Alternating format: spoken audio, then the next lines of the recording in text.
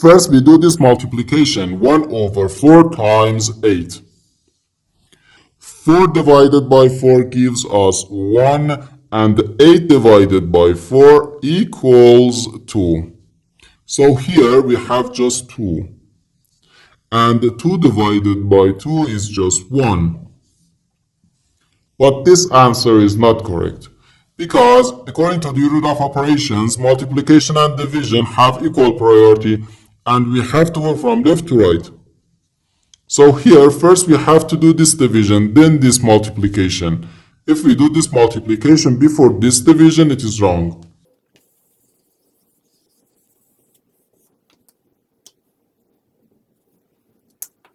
So first we have to do this division. 2 divided by 1 over 4.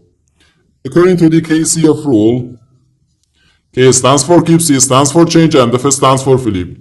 We can write keep the first fraction, change division to multiplication, and flip the second fraction. And here we have times 8.